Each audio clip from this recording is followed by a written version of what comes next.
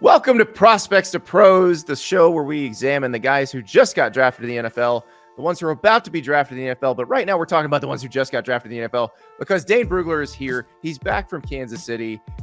The draft was last weekend, Dane.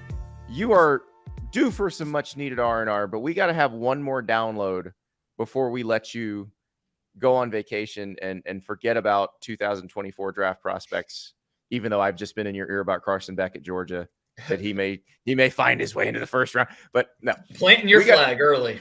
I love it. Exactly. So, but we need to talk about this draft that just happened, and we're going to do some superlatives because you guys broke it down so thoroughly on the set in Kansas City. If you guys didn't watch, it was fantastic with Dane and Robert Mays.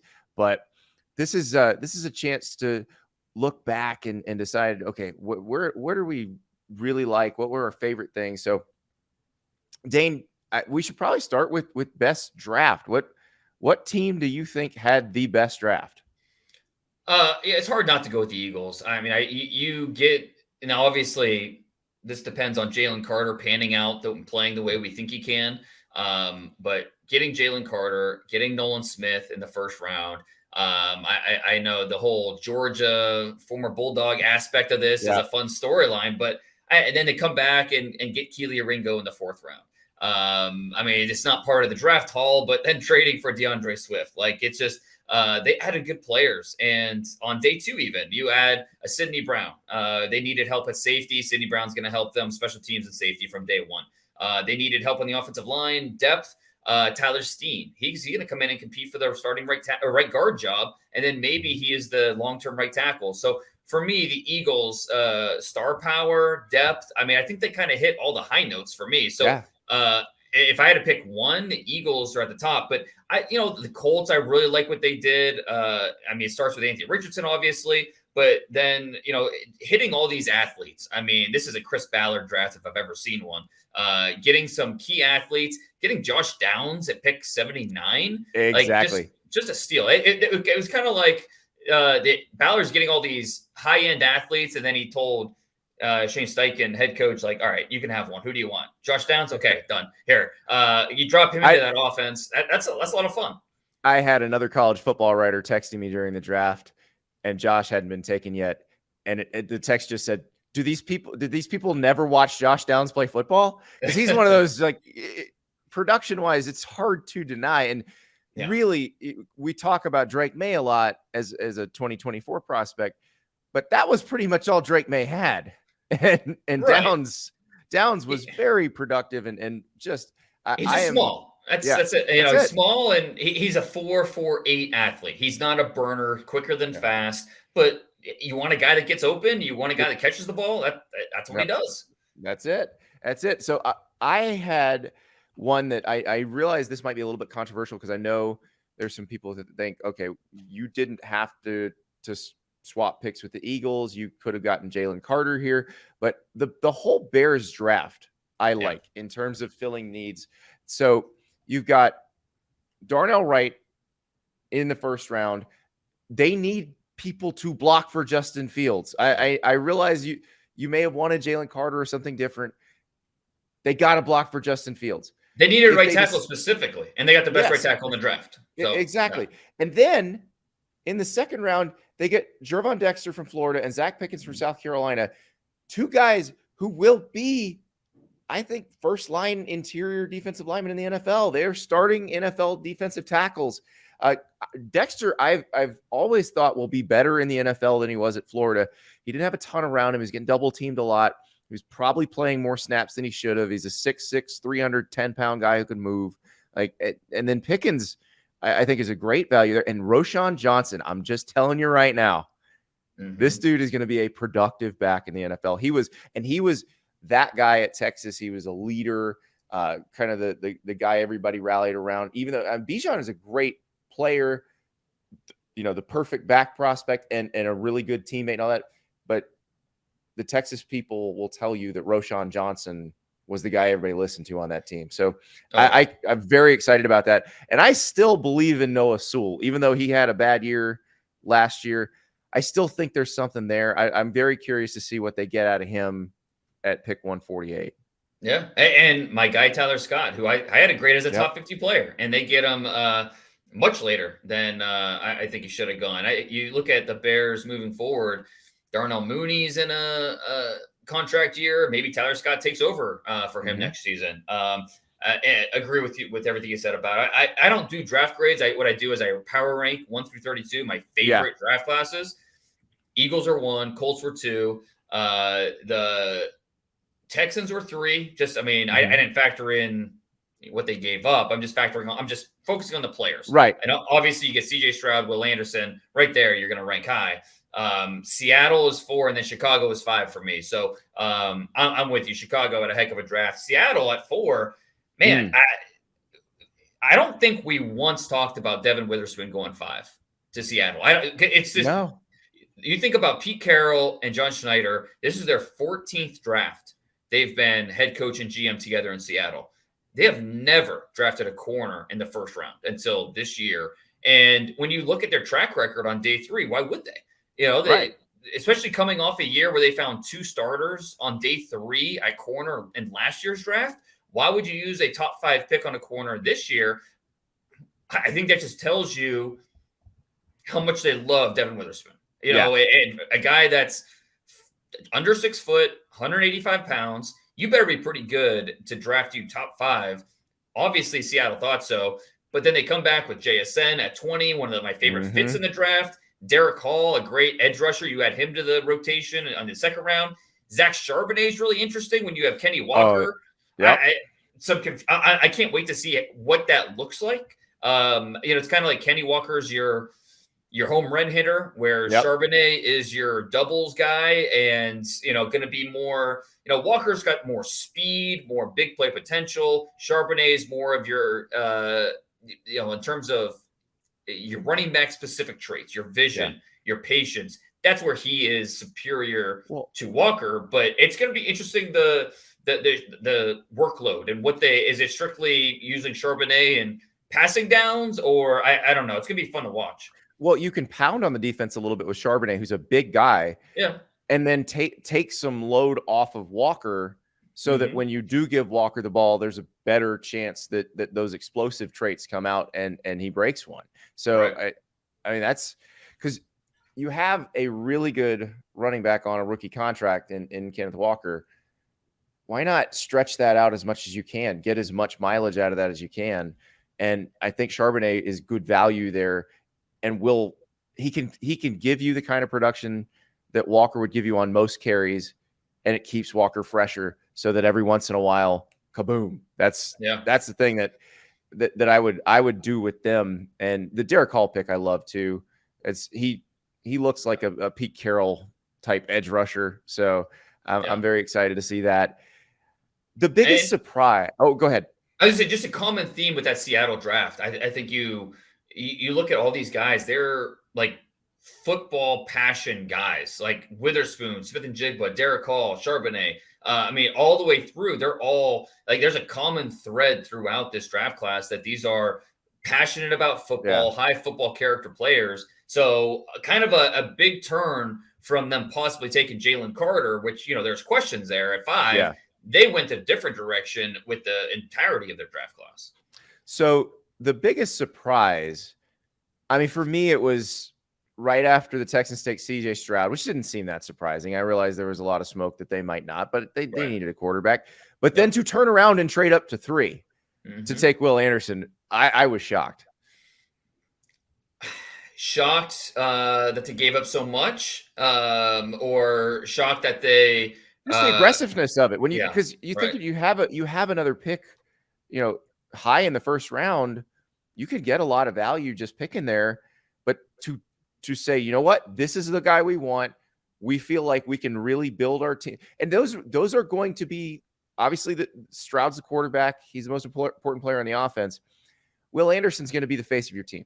oh yeah, He yeah, just is. That's who he is, and he will be the face of your defense. He will be the leader of your defense once, maybe not immediately, but eventually. And I just think it's great that with the new coaching staff coming in, they said, you know what, we are going to tell everybody what this team's going to be right here, and get what we want. This we've heard a lot of different things coming out of Houston the last few days since the first round. This just feels like Will Anderson was our guy from the start. Highest graded player on the board. This is the defensive cornerstone that D'Amico Ryans targeted and that he wanted. But at the end of the day, they needed a quarterback, and so they had to figure it out. And even though they drafted CJ Stroud first, I think Will Anderson is the guy they wanted all along. And so, but you take the quarterback first, and then Nick Caserio ownership, you tell D'Amico, listen, we got to take the quarterback, but then we're going to go up and get your guy. We'll find a way. We'll figure it out. And they do that. And the cost a lot, is expensive trade. And, I did my, you referenced it earlier, my 2024 mock draft. And for the draft order, I just did the inverse of the Super Bowl odds. And right now, it's Arizona picking 1 and Houston picking 2. So if that came to fruition, Arizona would have the first 2 picks in next year's draft, which obviously, in hindsight, would not be a great look. But obviously, we'll see how it plays out. But it'd be awesome for Arizona. I mean, you're Caleb Williams and Marvin Harrison. Come on down. I mean, that'd be a heck of a haul, because it's not. I mean, Cardinals still were able to trade back up for Paris Johnson and get their left tackle of the future. So the Cardinals coming away from this draft with 2 firsts next year, with 3/3. I mean, just all the draft capital for next year. They're going to control next year's draft, and that's exactly what they needed with a new regime in place, a broken roster, uncertainty at quarterback. I mean, it's I thought the Cardinals just absolutely, in terms of process and plan, they killed it. Well, here's the thing, though. If you're the Texans, I don't know if they would actually say this, but what you say to that is, oh, you might have just given away the second pick in the draft next year. We're not intending to suck. That's what you say.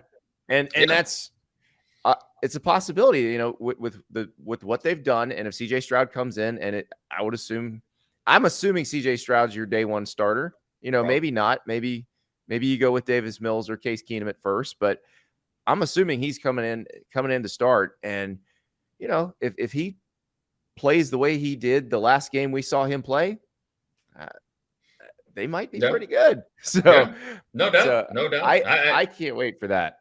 They have a chance to, make some noise in that division, no doubt. And so you just never know with rookie quarterbacks. And the offensive line's okay. I think that was a really interesting part of this. Usually when quarterbacks are drafted early, the offensive line's terrible. And those guys are in trouble. But you look at Carolina with Bryce Young at 1, that's pretty decent offensive line. Like, he's actually going to a good – now, receivers are a little more of a question mark, but his offensive line's pretty good. Houston, one of the best left tackles in the game. And then the other parts of the offensive line are fine. We'll see about center. But I think for the most part, Houston's offensive line, it's not in the bottom 5 of the league. It's probably it's closer to the middle of the pack. And having Laramie Tunsil is a big part of that. But I mean, for these 2 quarterbacks at the top, now Anthony Richardson, the Colts offensive line is still an issue. But for the first 2 picks with the Panthers and the Texans, it's interesting that their offensive line, not as big of an issue as we usually expect from teams picking that early in the draft. Yeah. And it's funny with the Texans, because you just always think of David Carr going there when they're an expansion team and just getting sacked every single play. But you're absolutely right. And even while Deshaun Watson, when he first got there, I mean, that's why they traded the farm for Laramie Tunsil, and that, obviously it's a lot to give up for him, but they were desperate. They had to do something because Watson did not have any time to make any plays. So it's definitely been on the minds of I think the Texans ownership to make sure they invest in the line. You just reminded me of one of my favorite picks when you talked about trading for Laramie Tunsil. So they traded to the Dolphins for Laramie Tunsil, and the Dolphins got a ton of draft capital out of that, obviously. The Dolphins made one of my favorite picks in this draft. Oh, yeah. Devon Achane. I feel like I mocked it into fair. I did it in my 7-round mock. I did it in my after round 1. I did a mock for day 2, rounds 2 and 3. I mocked Achane to the Dolphins in both, because selfishly I wanted to see it happen. And Mike McDaniel gave it to us. It's fireworks, man. I mean, this is You think about how they use their running backs in their offense. You think about A-Chain and the strengths of his game, the speed. Man, that has a chance to be a lot of fun, and so I can't wait to see it. That is the most functional football speed on the field Yeah, of any skill position group in the NFL, and it yeah. will be very difficult for defenses to deal with. I can't wait. I hope Tua Tagovailoa is okay, and I hope he's healthy and can play for a long time. Because if he can, holy crap, that's going to be fun to watch. Oh yeah, no question. I mean, just ignore that I had mocked Michael Penix to them in my 2024 mock, but Well, hopefully, listen, one lefty for another, and there you if go. something happens, you just well, I'm not trying to be cynical here, but one oft injured lefty for another oft injured lefty. So Yeah, you're not wrong. no, we will get into your 2024 mock draft at some point. You said you're not reading the comments. I've already started reading the comments. That's my favorite part. So, I'm but sure there's some good ones. but let's talk a little more about this draft. They took him where pick the person who went much higher than you expected. I mean, you got to start with the Lions, what they did in the first round, right? Yeah. With Yep. both Jahmyr Gibbs and Jack Campbell. When Jahmyr Gibbs was drafted at 12, that was the first like whoa moment for me in the draft. Because that's one where I just never even entered my mind. Like it wasn't even a thought that could be a Yeah. possibility. Now, obviously, in hindsight, knowing they were ready to move on from DeAndre Swift, it becomes more of a practical pick. But still, in the moment, it was like, whoa, wow. And it's one of the my initial reaction. It's funny. There's a clip from our live show. My initial reaction was, can you imagine Lions fans if you mocked that pick ahead of time? Oh, They would have gone nuts. And I mean, I don't know. I love Jahmyr Gibbs. I cannot wait to see him. This is one of those trust your offensive coordinator. If you're the Lions and maybe you don't love the value of where they drafted him, just trust your offensive coordinator. Ben yeah, Johnson will know how to use a talent like this, where his suddenness with his feet, his ability in the passing game, he has, and you almost don't even look at him as a running back. You look at him as a weapon. exactly. He's going to help you in the passing game. Line him up in the last year. He was 25% of his snaps came in the slot. He led Alabama in receiving. Mm-hmm. So this is a guy that, and it's funny. Jahmyr Gibbs is going top 20. The Jets were looking at him at 15, and there were other teams looking at him. He was not getting out of the top 20 picks. So I don't think it was as big of a reach as many pointed out. And I tweeted this Friday morning. It's funny how many Lions fans accused Lions PR at it again, or the GM trying to save face, Brad Holmes. I was like, I'm right now, I'm flattered that you think Brad Holmes called me and said, "Hey, you mind putting this out there?" I'm flattered you think he would do that, but no. I mean, there were several other teams that I know were looking at Jahmyr Gibbs in the top 20, and so it's not as big of a reach as maybe some think it is. Well, and Jack Campbell, who they also took in the first round, Right. was potentially going to get picked up later in the first round too. So in both cases, they had players they really liked Mm-hmm. who might not have been available. No. So I think that's really all you can do, especially if you feel like those are your guys. And Jack Campbell is one of those. It's definitely a culture pick.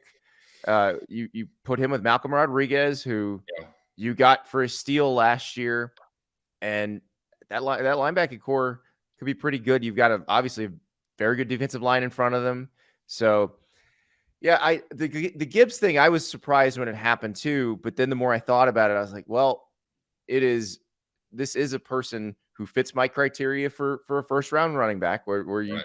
you and I didn't have a problem with where Bijan went or where Gibbs went. If that's what you want, if that's the kind of weapon you're looking for, then fine. And you're right. They would not have been able to get him with their next pick. Yeah, that's it. And Campbell, it's tough. The only linebacker drafted and then the top 50, top 60 this year.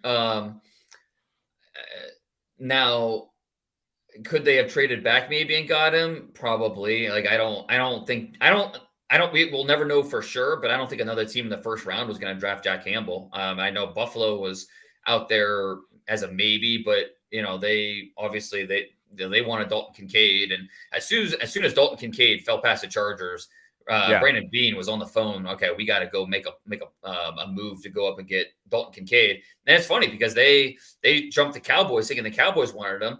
Cowboys, Kincaid wasn't even the top tight end on their board. Sam Laporta was. They were considering Sam Laporta at 26. Yeah. Dallas was. And actually, the Cowboys pick came down to Matthew Bergeron or Mozzie Smith. Either a guy they're going to put at guard or the nose tackle, and they went with the nose tackle. So it's just fascinating, what teams think other teams are going to do and how that affects their decision making. And but yeah, the Lions, and then in round 2, even like Sam Laporta over Michael Mayer is interesting. That's one where you can look at it and say, I like Sam Laporta quite a bit. Just surprised they took him over Michael Mayer. But you know what? The Lions weren't the only team that had Laporta above Michael Mayer, which is really interesting. And then my favorite pick of their draft is probably Brian Branch later in the second. Absolutely. Getting him in the mid-second, whether he plays slot, whether he plays nickel, more of a safety position, more of a corner. I don't know. It's going to be interesting to see how they use all these defensive backs across the secondary. All I know is they got better because Brian Branch is a heck of a player. Yeah, he's one you just plug in, and that you're going to get production from him, and that he's going to be smart and understand your defense and do what you need him to do. I love that.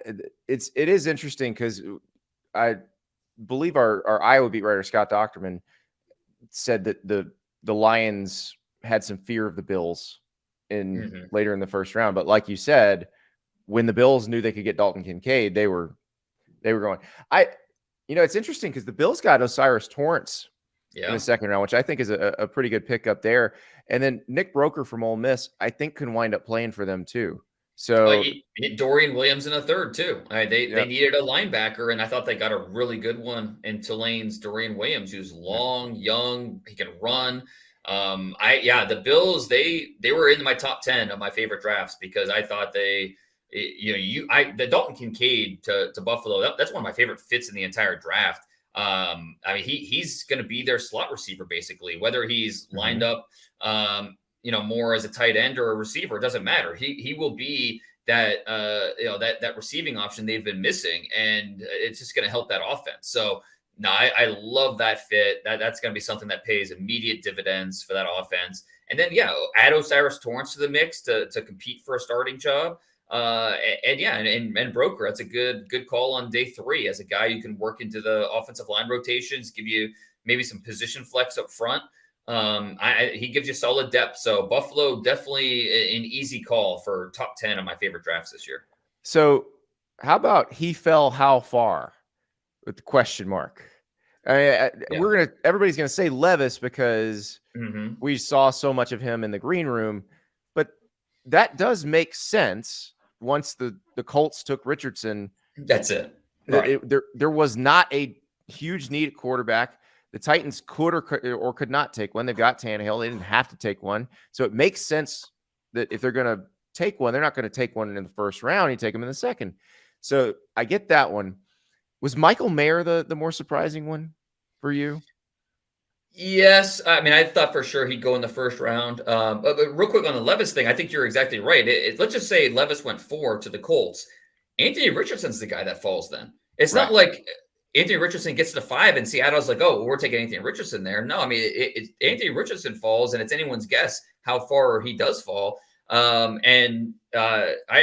Multiple teams tell me they got calls from Tennessee trying to trade back up into the first round to get Levis. The Eagles, the Chiefs, there are a few other teams. So the Titans were trying. It just they couldn't find a deal to get it done, and they were able to trade up into the second to of course get him. So even though it was a longer wait than he wanted, and just an unfortunate way to spend that first day of the draft, being there in Kansas City and not working out, that's tough. But I thought he landed in a good spot where this is not the GM that drafted Malik Willis, Ryan Tannehill. This is Yeah, this he's is Rand close. Carthon, new Right. GM. So He's close to the end with Tannehill, so it's he's got a real chance there to be the guy, and so I thought it's a good landing spot for him. The Michael Mayer one is interesting. I think he's something that Nate Tyson. Every time we talk about Mayer, we kind of say this, but you just don't overthink him. Plain and simple. Uh, Michael Mayer might not be an elite athlete, might not be an elite blocker. He's just a darn good player, all around good player. Doesn't matter what you want. And so he goes to the Raiders in a second. Great fit for him. He's going to make that offense better from day one. A couple, we mentioned Josh Downs. Surprised he fell out of the top 75. Both Tennessee receivers. Talking about both Cedric Tillman and yep, then and Jalen Hyatt. Jalen Hyatt, both those guys falling as far as they did out of the top 70 picks. That was a little surprising. And then DeJuan Jones. Not surprised DeJuan Jones fell. I expected him to fall. I mean, people are surprised. He was my 60 something rated player in the draft. And I heard from people say, he might go in the first round. And I'm thinking, this guy's not going in the first round. There's too many question marks, too many concerns, football character concerns, weight concerns. But I am surprised he fell all the way out of day 2 into day 3, and right into the laps of the Cleveland Browns, who have one of the best offensive line coaches in the NFL, and Bill Callahan. So that's an interesting fit for him. But still surprised he fell as far as he did.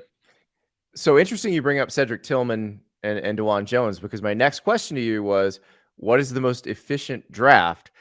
And so you mentioned the Browns. Cedric Tillman was the first player the Browns selected. Their first pick in this draft was number 74. Yeah. Then they get Apuika from Baylor, who's one of my favorites, giant nose tackle, who when you're in an odd front, that's the guy you have two gapping or just trying to blow up the middle. DeJuan Jones, Luke Whippler, the Ohio State center, way down on day 3. Yeah. Dorian Thompson-Robinson from UCLA. I don't know that DTR is a starting NFL quarterback, but he could be a valuable backup, I think, at some point. Yeah, a cheap backup. That's exactly what they need him to be. Yep. So love what the Browns did. I mean, like you said, they didn't pick until 74, but they still got 5 of my top 100 players. And Luke Whippler was close. I mean, he wasn't a top 100 player for me, but I mean, he was still an early 4th round guy, I thought, and they got him in the 6th. And he fits exactly what they do in that offense. So a guy that you add to the mix for competition, maybe not this year, but maybe down the road, he's fighting for a starting job. Like Isaiah McGuire, they get him with their 4th pick, which was 126. I thought they might have drafted him with their first 3rd round pick, because he fits exactly what they want to do. Cedric Tillman, I don't think the Browns entered day 3 thinking, okay, we need to get a receiver, but it just how the board fell. And that's what, above all, what I think the Browns did really well. They let the board fall to them. And it worked out really well where they just drafted good players. And I thought, Cedric Tillman, one of the few true X receivers in this draft. I mean, you look at it, Amari Cooper, maybe only another year in Cleveland after this. We'll see, the cap number, there's no more extra money due. There's a lot of things to work through there. Donovan Peoples-Jones will be a free agent. Elijah Moore, you figure is there for the long haul, but even, he's not an established NFL player just yet. I mean, there's a lot of bodies on that Browns wide receiver depth chart, but not anyone that's truly a proven commodity outside of Amari Cooper. And we just don't know how long Amari Cooper will be there. So love the pick to go get Cedric Tillman and excited for what he could be with that organization. We've talked about a lot of good fits. Is there one that you think, one player in this draft that you think, okay, he landed in the perfect spot? Maybe it's Devon Achane. Maybe we already said it. Yeah. But any other guys that stick out to you that from a scheme perspective, or you just wanted to see this player matched up with this head coach or this position coach or coordinator? We've mentioned a few of them. Achane's a good one. I think Dalton Kincaid and what he's going to mean for that Buffalo Bills offense is definitely one. But the one that I just stands out to me as the fit, I think it's going to be such a big impact immediately, is Jackson Smith and Jigba going to Seattle. I mean, I would have loved to had a camera on Geno Smith when that pick was made. Like, I just fist Yep. pumping. Like, I mean, he's already got paid, so he's got to be feeling good. But now it's all about winning championships. And DK Metcalf and Tyler Lockett on the outside, you plug in a guy like that. And Seattle's been missing that number 3 receiver. They have not been able to, D. Eskridge, they drafted highly a couple years ago. He has not been able to really live up to that.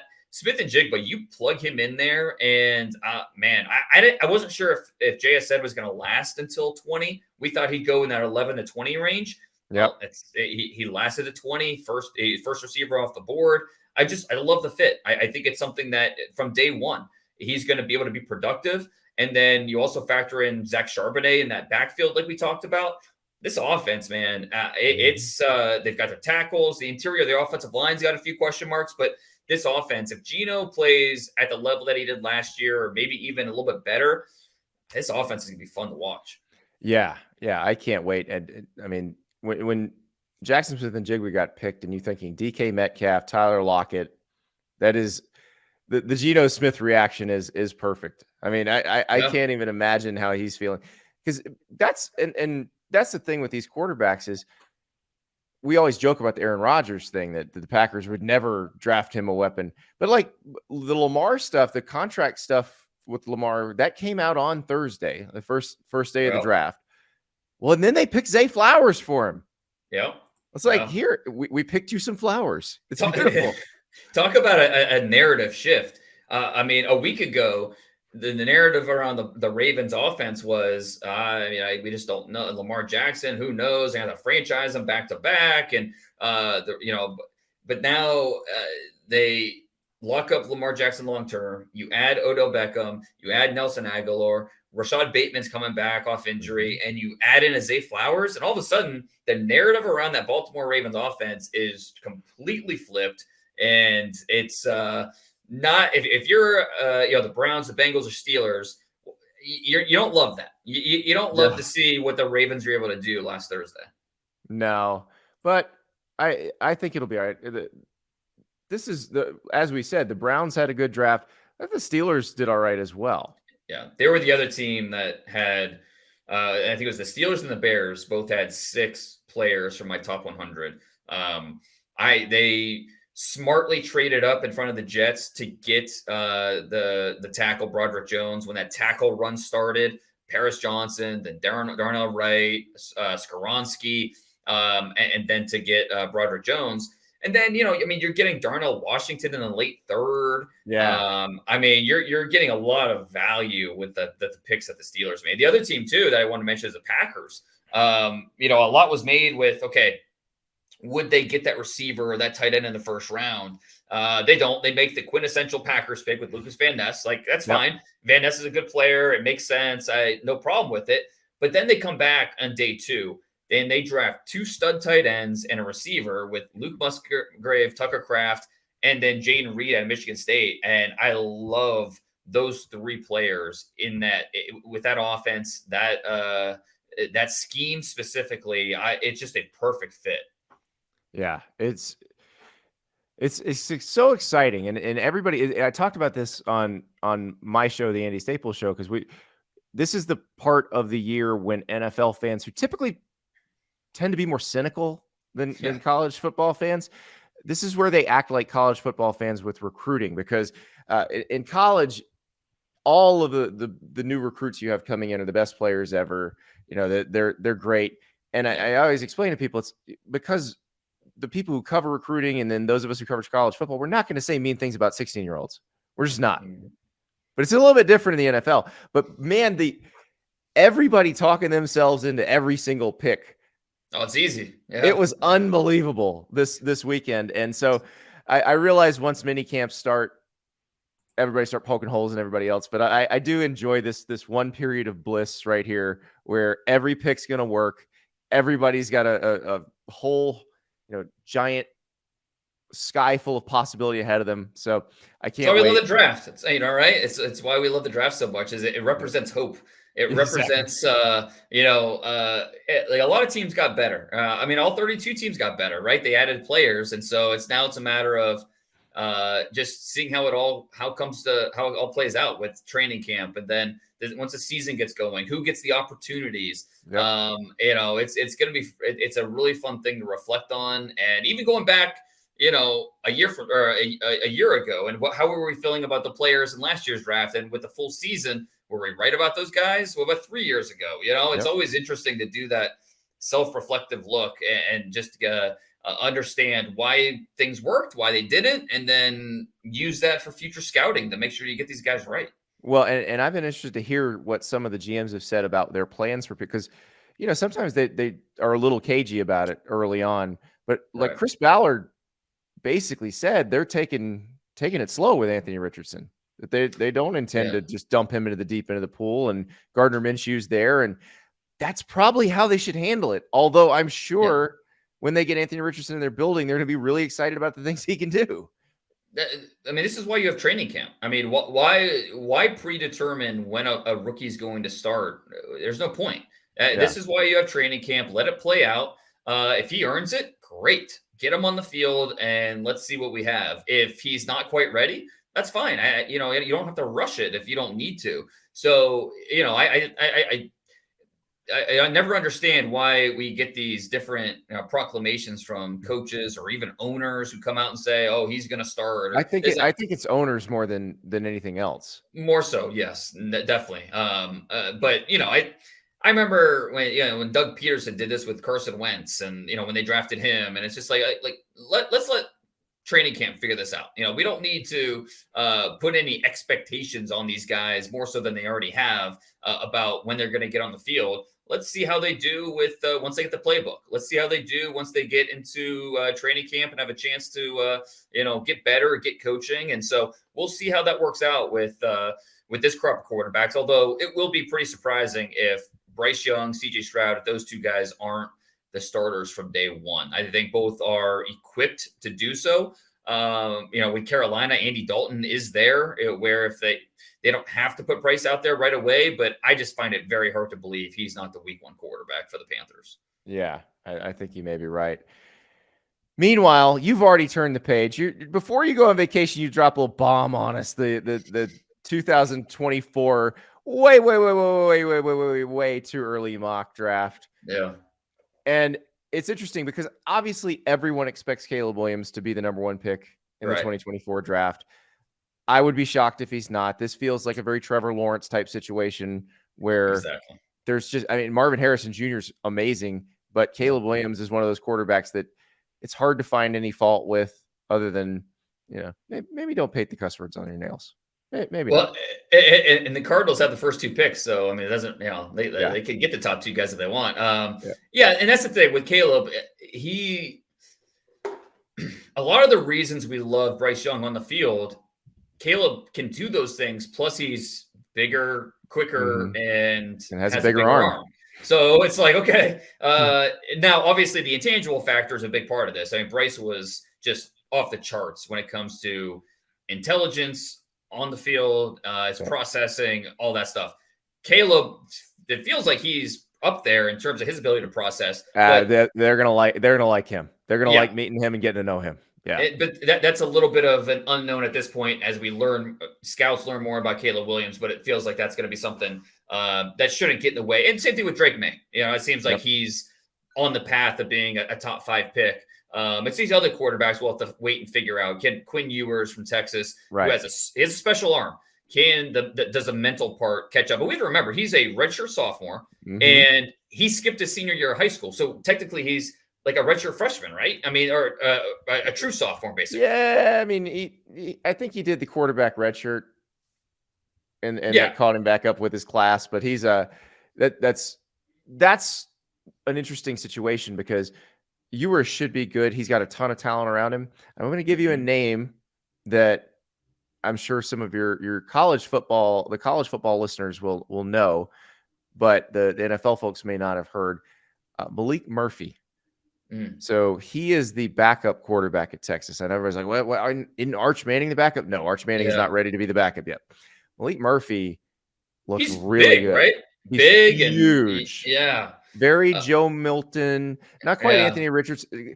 Anthony Richardson's set on a different level in terms of athleticism, But Malik is very similar physically, maybe is bigger, I think, even than Joe Milton, who's the quarterback at Tennessee, who's another California one that, kid. yep. And so if Quinn gets hurt or for some reason is not performing well, Malik's the guy you're going to see there at Texas. And now he's not draft eligible next year, but it's a very interesting situation there because Ewers is, we saw him against Alabama. He looks so good. He gets hurt in that game. He comes back, his footwork's just all off. So but he's one, if he fixed everything in the offseason, he could blow up this year with the guys he's throwing. Xavier Worthy, their tight end is fantastic. You got their tight end in the mock. Yeah. So, I mean, it's a really interesting situation at Texas. And then you've got JJ McCarthy from Michigan at 15, which I like JJ McCarthy a lot. He was never really relied upon to win a game through the air until the Ohio State game. And then he did a really good job. He showed he has that capability. So, but I did want to ask you about, because if the Cardinals wind up with the number 1 pick, you can't not take Caleb Williams. You have to. You've paid Kyler Murray. I mean, how does one franchise bungle quarterback so much? Like, you draft Josh Rosen in the top 10. The next year, you're like, oh, we messed that up. We're taking Kyler Murray. And now you've paid Kyler Murray, and you may stink, and you really can't turn this guy down if you're the number 1 pick. If Caleb Williams was in this draft, the Bears don't trade out. They take him. They take Caleb. Fields. Yeah. I mean, if you have a chance to get better at quarterback, clearly better, you do it. You don't have a choice. And if the Cardinals are picking number 1, then obviously, I mean, Kyler's obviously with the injury, he's going to miss a little bit of time. But even, if they're picking that high where they could have a chance at Caleb Williams, and something was off with the quarterback position to begin with. So there's financial repercussions here if they did that. But to reset the quarterback clock and get a guy like talent like Caleb Williams, they don't have a choice, in my opinion, if they are drafting that high. So that will be really interesting domino in all of this, just how that plays itself out. Well, they let the Caleb Williams, Drake May sweepstakes begin. Yeah. Dane, incredible draft cycle for you. Thank you. I just want to say thank you to you, Andy, for coming on, kind of steering the ship this year for Prospects to Pros, and, all season, your wealth of knowledge has been awesome for the show. And so thank you very much for everything you brought to it, having Lance, and then just it's been a really good season of the podcast, and so I'm excited to run it back next season. And it was a lot of fun. So thank you. Oh, my pleasure. This has been the most fun part of my week, and I love breaking all this stuff down. And it's great because I cover these guys from one angle to see how people view them from a different angle, and it helps me in my day job too. So this has been awesome. And also shout out Marissa. For that's right, our producer. All the background stuff behind the scenes that you don't get to see, but she's been invaluable as well. So thank you. Yeah. So Dane, you are going on vacation. Hopefully there's an ample supply of Mountain Dew where you're going, and we undisclosed. We'll keep it off the radar, and have fun. Get ready. Beast 2024 is due in about 10 months. Ready or not, it's coming. Got to start. Thanks, guys. We will talk to you again very soon.